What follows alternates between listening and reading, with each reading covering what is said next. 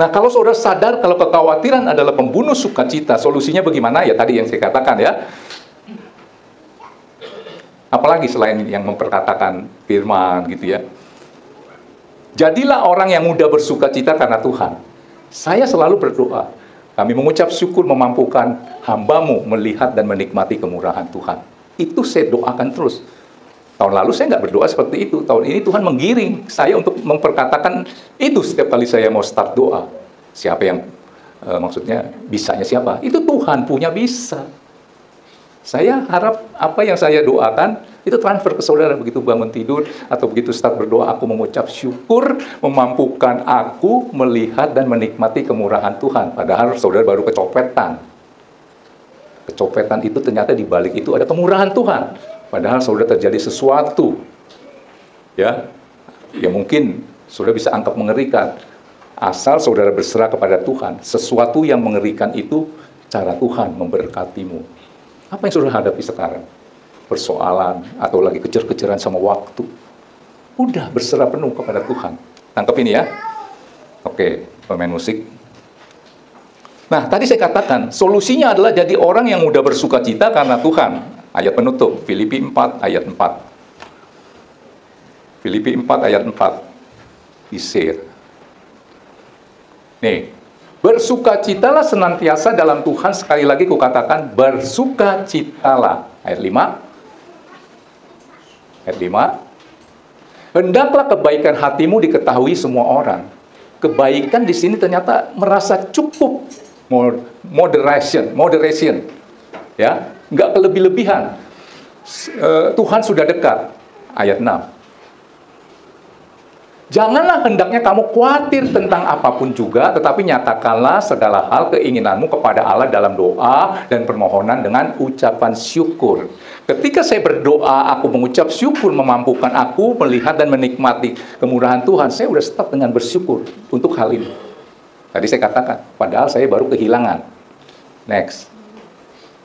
Damai sejahtera Allah yang melampaui akal. Nggak kepikir saudara, duit hilang kok bisa damai. Akan memelihara hati dan pikiranmu dalam Kristus Yesus. Ayat 8. Jadi akhirnya saudara-saudara, semua yang benar, semua yang mulia, semua yang adil, semua yang suci, semua yang manis, semua yang sedap didengar, semua yang disebut kebajikan dan patut dipuji. Pikirkan semua itu. Nggak usah pikirin yang negatif-negatif. Tangkap ini. Saya akan tutup dengan sebuah cerita. Musik mengalun dengan DC. Di saat ini, DC ya. Saudara, ternyata kualitas hidup seseorang itu, kalau ibaratnya taman, hati, begini ya catatannya sebentar.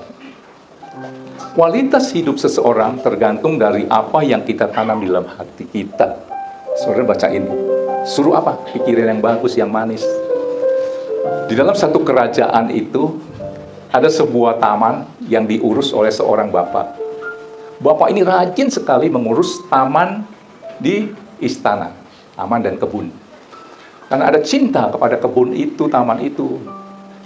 Si Pak Tua lah, saya bilang gitu ya, mengurusnya dengan kesungguhan hati, sehingga taman itu begitu indah dan bagusnya luar biasa. Sehingga ketika raja berkunjung ke taman istana, raja itu terkagum-kagum. Luar biasa ya taman ini. Siapa yang ngerjain nih? Oh, Pak Tua ini. Luar biasa, karena dia melakukan dengan cinta. Jadi ada semangat. Satu hari raja dikunjungi oleh sahabatnya dari negeri yang jauh. Memberi satu benih tunas, bunga yang langka. Begitu terima si raja itu, tunas ya, belum kelihatan apa-apa. Sahabat raja itu berkata, tunas ini bunga yang langka. Setiap orang melihatnya bisa sukacita karena indah, bisa gembira, membawa aura yang baik. Wah, si raja senang. Dia datang ke kebun istana raja. Dia titip sama Pak Tua itu, tolong kamu tanam ini ya, diurus ya, sampai menghasilkan buah. Hari demi hari, minggu demi minggu, bulan demi bulan, setahun lewat. Pohon itu menghasilkan bunga yang begitu indah. Satu hari raja berkunjung, dia ingat kan yang dititipin.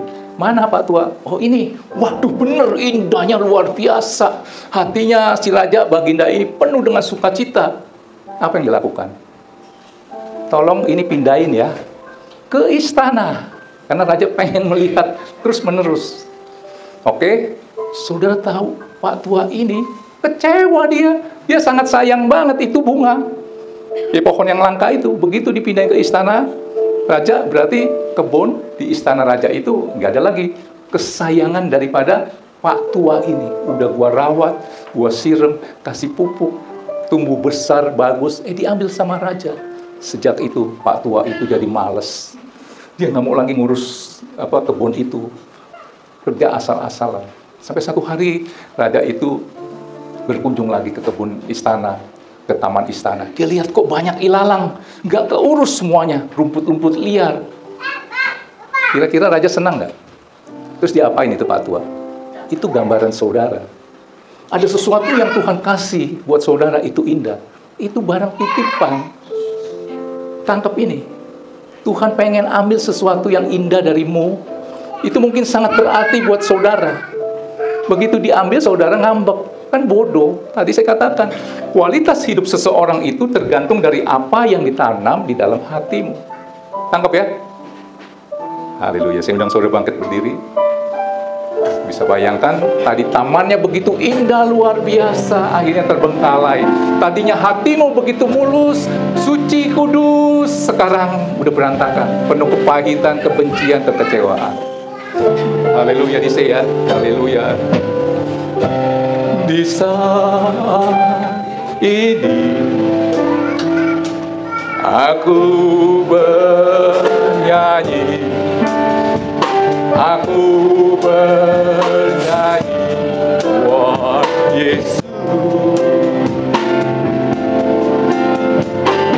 Nah sekarang ku angkat tangan, ku angkat tangan buat Yesus. Stop dulu. Kenapa saya mau nyanyi lagu ini? Saya mau begitu saudara bangun tidur, ini di saat ini saudara masih berbaring nih, aku bernyanyi, masih kucek-kucek mata, aku bernyanyi buat siapa? Buat Yesus. Masih ada di pembaringan sambil tidur juga sekarang. Mungkin saudara masih baring, saudara angkat tangan, ku angkat tangan. Hidupmu pasti berubah. Ku angkat tangan. Masih berbaring nih. Wah, Yesus. Kenapa bisa begitu?